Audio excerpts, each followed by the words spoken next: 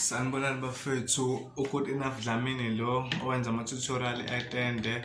Please mabubuka le video subscribe kwi-channel. Ngenza unga improve kanjani ku left. Ngizokwenza tutorial yokusebenzisa u-left wakho ozokwenza ukuthi ube no baseline omuhle. Le tutorial kahle izokufundisa u-left hand u-baseline ukuthi uhambe kanjani. Izo improve skill sakho nesa baseline. So akuyona ingoma le kodwa ngizokwenza nje part 1 we tutorial ka C sharp. Bente ngizoyenza subscribe ku channel ungakhohlwa i-channel etende le ngenza ama tutorial etende. Okay, into ngizoyenza nje lento izo improvise ukuthi ukwazi ukusebenzisa u-left wakho konke amaculo. U-left wakho uzogijima uyoba right mabu master direction. U-part 1 ngiyeza na part 2.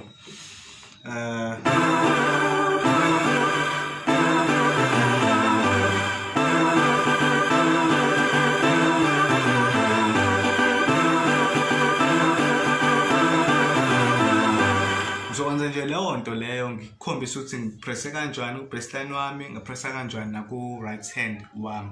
Okay, so faka igram silibeke ku-tempo u-50 noma lephi igram eli-slow elihamba kahle. Kodwa mina ngisebenzise la i-fat beat number 38. Then transpose wami u-+6. Hamba nje na igram lami.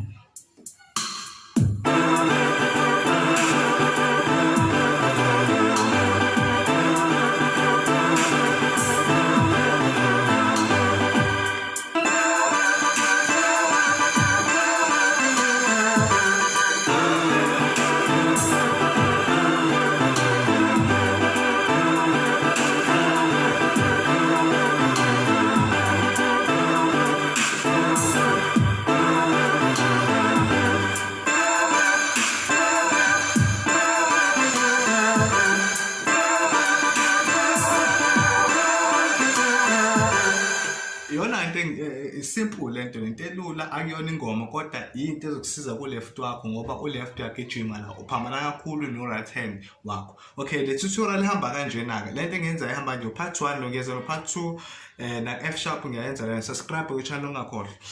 Ihamba kanjena-ke lento.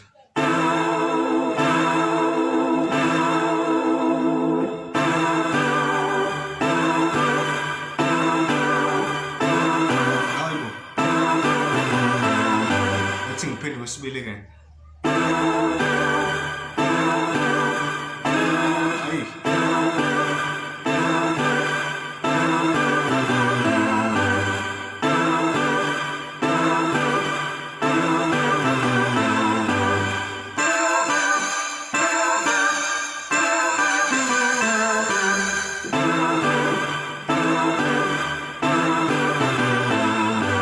Okay ke slowly ke sengenza slowly ke. U-left hand wakho kumele uhambe kanje.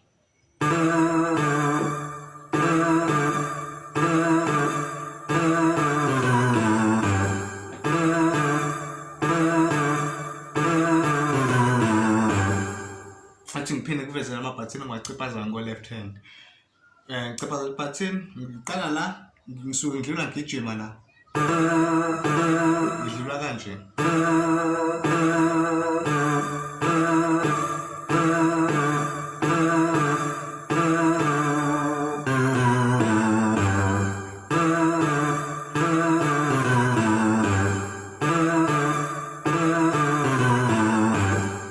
Ngiyathemba ukuthi ubonile u-left hand wami uhambe kanjani. So u-right hand wento simple, cephaza ama-chord awu-2. U-2 no 1. Hamba nayo i-chord yakho yokuqala, i-chord uhamba ngayo. 2 1 2 1 2 1 2 1.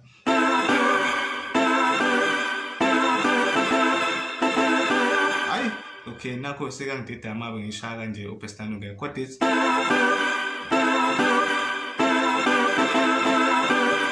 ngicala hamba kanjalo.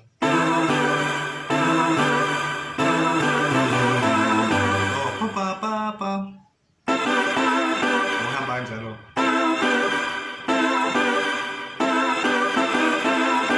Hamba kanjalo nje u-right hand wakho. Then kuyimpambano ke la ugijima kakhulu ngo-left, ku-right wakho ucephaza ama-chord awu-2. code number 2 uqala code ku2 mase igcina ku1 left hand wakho baseline wakho uhamba uqala la wona uzofike la ku1 yabo